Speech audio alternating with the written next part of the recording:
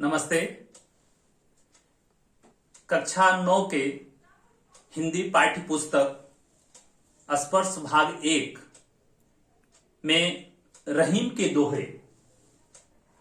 आज हम लोग रहीम जी के दोहे के विषय में चर्चा करेंगे।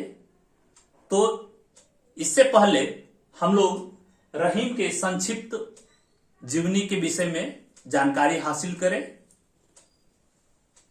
सबसे पहले इनका महत्वपूर्ण बिंदु से हम लोग चलेंगे कि रहीम जी का जन्म जो है वो लाहौर में सन 1556 ईस्वी में हुआ, जो अब लाहौर जो है अब पाकिस्तान में है। इनका पूरा नाम अब्दुल रहीम खान खाना था। इनका मुगल सम्राट अकबर के 9 रत्नों में से एक थे और ये हिंदी के साथ साथ अरबी, फारसी, संस्कृत आदि भाषाओं के भी जानकार थे। इनके काव्य का मुख्य विषय श्रृंगार, नीति और भक्ति है। इनकी प्रमुख काव्य कृतियों में देखा जाए तो रहीम सतसई, श्रृंगार सतसई, मदनाष्टक, रास पंचाध्यायी, रहीम रत्नावली, बरवैत, भाषिक भेद वर्णन आदि हैं। इनके जितने भी कृतियां हैं ये सभी कृतियां रहीम ग्रंथावली में संकलित हैं। तो जो पाठ हम लोग पढ़ने जा रहे हैं रहीम के दोहे, ये एक नीति परक दोहा है। नीति परक दोहा का मतलब है कि रहीम जी इन दोहों के माध्यम से हमें जीवन में किस तरह से जीना चाहिए, क्या सही है क्या गलत है, इन सभी की जानकारियां देते हैं। तो सबसे पहले रहीम के दोहों का पाठवाचन करेंगे।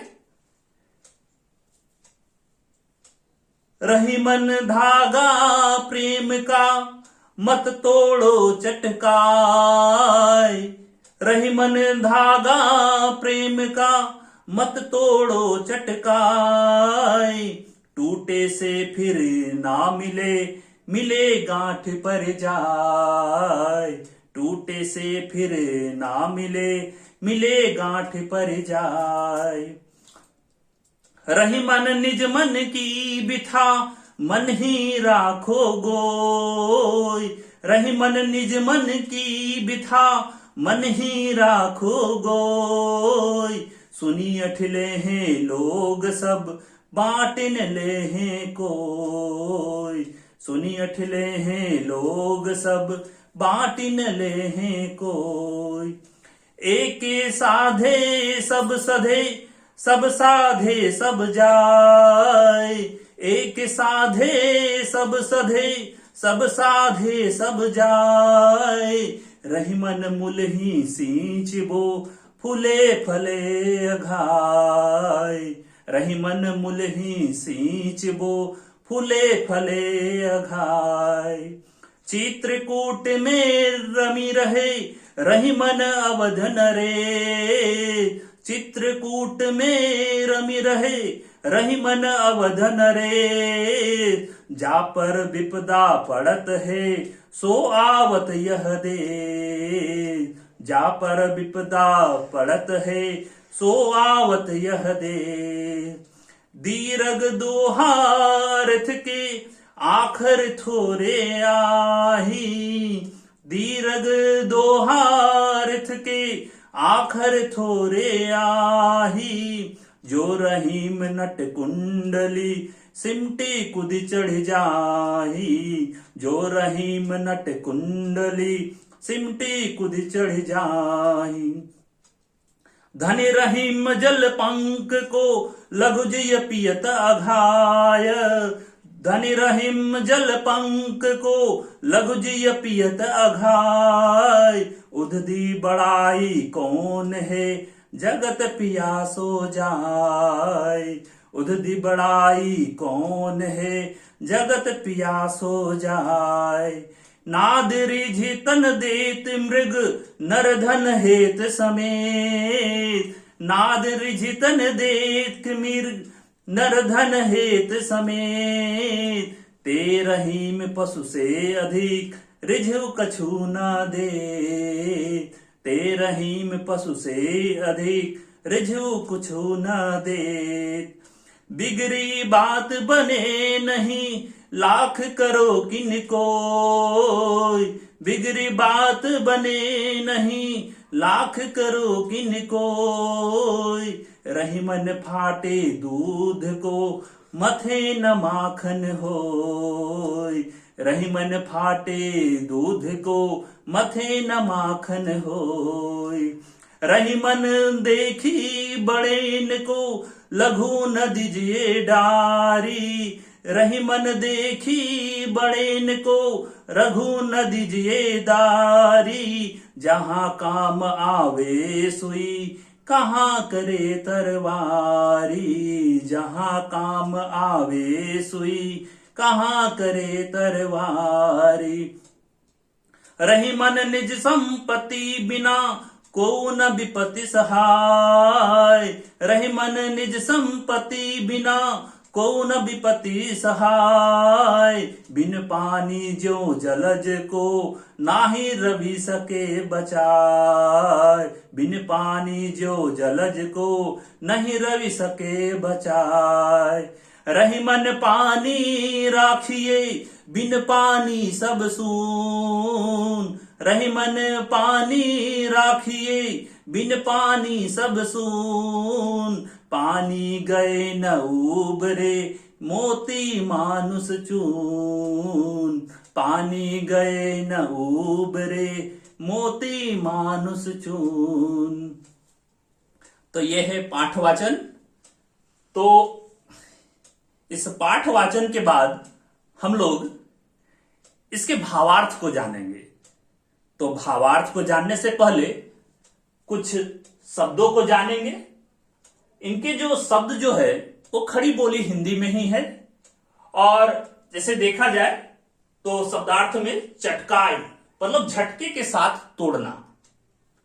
बिथा यानी व्यथा दुख। गोय यानी छिपाकर। अठिले हैं मतलब मजाक उड़ाना।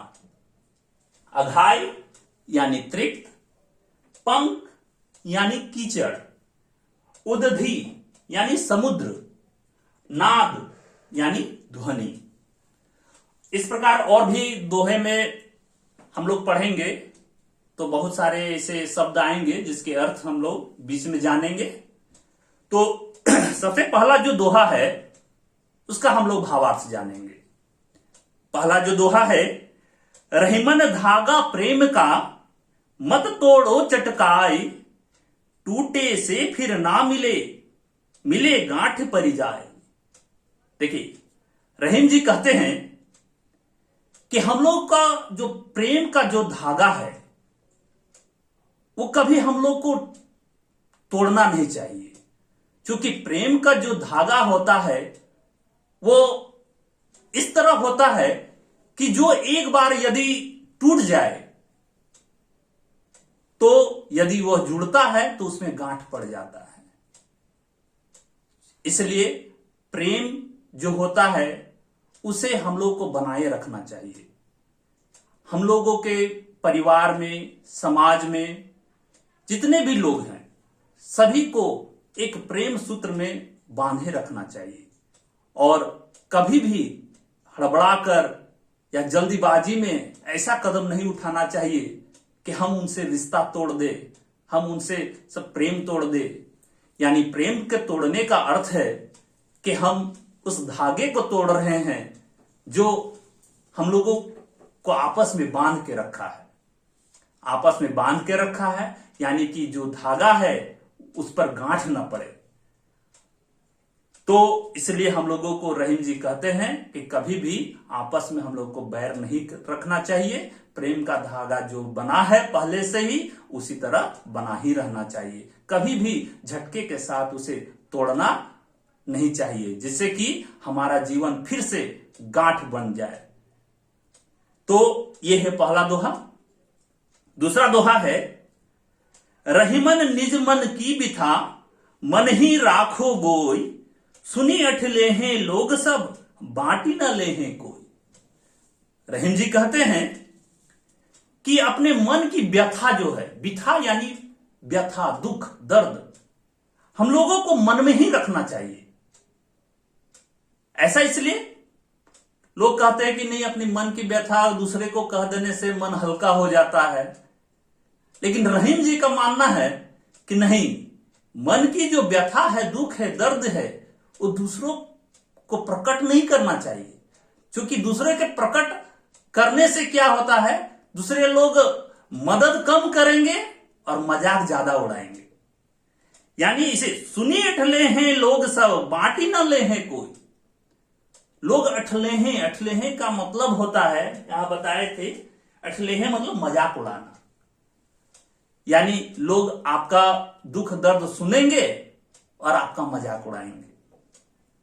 लोग आपके जो दुख है, दर्द है, उसको बांटेगा कोई नहीं, बल्कि उसको सुन करके और ही मजाक उड़ाने का ही उसका समय मिलेगा। इसलिए हम लोगों को कभी अपने मन की जो व्यथा है, दर्द है, दुख है, वो अपने ही रखना चाहिए और अपने ही उसको सुलझाना भी चाहिए।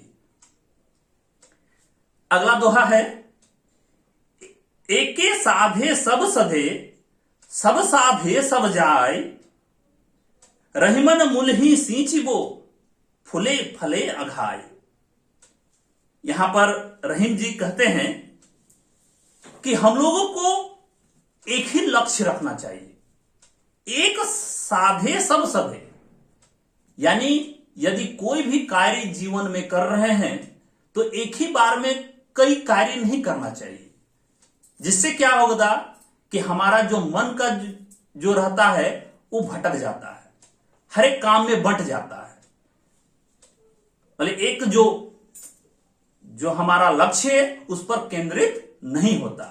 इसीलिए हम लोग को रहीम जी कहते हैं कि एक साधे सब सधे, यानी यदि एक काम कर रहे हैं तो उसी पर हमारा फोकस होना चाहिए, उसी पर हमारा लक्ष्य होना चाहिए, उसी पर मेहनत करनी चाहिए, परिश्रम करनी चाहिए, और जिससे हमारे सफलता निश्चित होती है। इसलिए कहते हैं रहीमन मूल ही सींच बो, फूले फले अघाय। जिस प्रकार हम लोग पौधे में, पेड़ में, हम पत्तियों में और डालियों में पानी नहीं डालते, बल्कि जड़ में डालते हैं, यानी एक ही स्थान पर डालते हैं। एक ही स्थान पर डालने से ही क्या होता है कि डाली भी उगता है, फल भी होता है, फूल भी होता है, सब होता है। यानी कि हम लोगों को एक ही लक्ष्य में रहना चाहिए, न कि एक ही काम, एक ही समय में कई बार कई तरह के कार्य हम लोग ले लेते हैं और उस कार्य को हम पूरा नहीं कर पाते। इसलिए रहीम जी कहते हैं कि एक ही लक्ष्य रखिए, एक काम और एक समय में कीजिए, तो वो काफी बेहतर होगा और सही ढंग से होगा। अगला दोहा है, चित्रकूट में रमी रहे, रहीमन अवध नरेश, जा पर विपदा पड़त है, सो आवत यह देश। रहीम जी कहते हैं, चित्रकूट का नाम आप लोगों ने सुना होगा। जब राम, सीता और लक्ष्मण जी अयोध्या छोड़कर वनवास के लिए गए थे, तो चित्रकूट एक स्थान है जहां उन्होंने कई वर्षों तक बिताया था। तो कहते हैं कि इसलिए कि चित्रकूट में रमी रहे, रहीमन अवध नरेश। अवध नरेश का मतलब होता है अयोध्या के नरेश, राजा। कहां ठहरे थे? चित्रकूट में।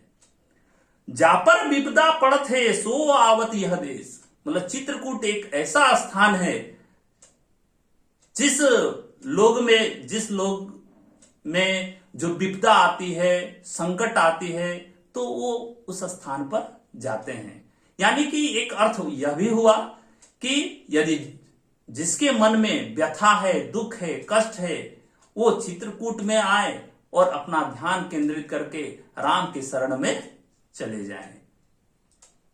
फिर अगला दोहा है, दीर्घ दोहा अर्थ के, आखर थोरे आही, जो रहीम नट कुंडली, सिमटी कुदी चढ़ जाए। देखिए, रहीम जी कहते हैं दोहा का अर्थ, दोहा एक छंद है, और कहते हैं दोहा के बारे में कि दीर्घ दोहा अर्थ के आखर थोड़े नाही आही, मतलब आखर, आखर मतलब अक्षर होता है। दोहा जो छंद होता है उसमें अक्षर बहुत कम होते हैं, लेकिन उसके अर्थ जो होते हैं वो बहुत ही विस्तृत होते हैं। यानी कहते हैं जो रहीम नट कुंडली, जैसे नट जो होते हैं कुंडली मार करके उसमें घुस जाते हैं, यानी सिमट करके उसमें घुस जाते हैं। उसी तरह दोहा जो है, दोहा छंद जो, उसमें बहुत सीमित शब्द होते हैं, लेकिन अर्थ जो होते हैं वो विस्तृत होते हैं। और जैसे कि नट जो दिखलाते हैं, नट वाले जो होते हैं, नट का अर्थ होता है कि जो सिकुड़ कर करके एक स्थान पर घुस जाता है और फिर वो बाहर निकल आता है, फिर वो विस्तृत रूप में चला जाता है। इसलिए कहा जाता है कि दोहा में जो है वो विस्तृत अर्थ ग्रहण करने वाला है। उसके बाद आगे अगला दोहा है, धनी रहीम जल पंक को लघु जी पियत अघाय, उदधी बड़ाई कौन है जगत पियासु आए। कहते हैं कि रहीम जी कहते हैं कि धनी वही है जो दूसरे के काम आए। यानी कहते जल पंक, पंक यानी कीचड़, पहले भी बताया था, पंक यानी कीचड़। तो कीचड़ रहित जो जल हो, कीचड़ सहित जो जल है, यानी छोटा छोटा तालाब, नाले, छोटी छोटी नदियां, ये जो होते हैं वो दूसरों के काम आते हैं।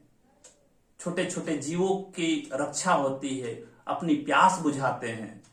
लेकिन क्या जो उदधी बड़ाई कौन है जगत पियास हो जाए। उदधी का मतलब होता है समुद्र, सागर। क्या कोई सागर में जाकर अपनी प्यास बुझा सकता है? नहीं। इतना बड़ा सागर है लेकिन वो किसी काम का नहीं, वो किसी दूसरे की सहायता नहीं कर सकता है। लेकिन छोटे छोटे जो तालाब होते हैं, नदियां होती है, नाले होते हैं, उनसे सभी लोग क्या करते हैं, उससे सहायता लेते हैं, सभी जीव उससे तृप्त होते हैं। तो हमारे जीवन में सबसे बड़ा महत्व उसी का है जो दूसरे के लिए जीता है, दूसरे के लिए काम आता है। और जो बड़ा कितनों भी धनी हो जाए, कितनों भी, लेकिन दूसरे की मदद नहीं कर सके तो वो बड़ा नहीं कहलाएगा। अगला दोहा है, नाद रिझि तन देत मृग, नरद धन हेत समेत, ते रहीम पशु से अधिक, रिझु कछु न देत। कहते हैं रहीम जी, नाद मतलब ध्वनि, आपको बताया नाद यानी ध्वनि। हम कहते हैं कि जब मृग जो होता है, मृग यानी हिरण, किसी की नाद सुनकर, किसी की ध्वनि सुनकर अपनी जान दे बैठता है। यानी किसी की स्वर सुनकर वो आ जाता है, जैसे जिस प्रकार से बहेलिया जो होता है, शिकारी जो होता है, वो पशु पक्षियों को अपनी नाद के द्वारा, अपनी ध्वनि के द्वारा उसको बुलाता है और क्या करता है, उसको पकड़ लेता है और उसको मार देता है। यानी उसकी मृत्यु निश्चित हो जाती है। लेकिन कहते ते रहीम पशु से अधिक, रिझु कछु न दे। तो कहते हैं कि रहीम जी कहते हैं कि वे व्यक्ति जो रिझ कर, यानी कि किसी की ध्वनि सुनकर, किसी की आवाज सुनकर भी, किसी से रिझ कर भी यदि उसके पास आ जाता है और उसे कुछ नहीं देता, तो वो पशु से भी नीच है, यानी वो पशु के लायक भी नहीं है। यानी कहने का अर्थ है कि मृग जो है वो नाद के ध्वनि को सुनकर अपनी जान दे बैठता है, और हम लोग जैसा जो प्राणी है, जो किसी से रिझ कर भी, किसी की पुकार सुनकर भी उसकी सहायता हम नहीं करते, तो हम मनुष्य नहीं बल्कि पशु से भी गए गुजरे हैं। तो अगला दोहा जो है अगले वीडियो में हम लोग देखेंगे। अब तक और जो है इसके लिए धन्यवाद।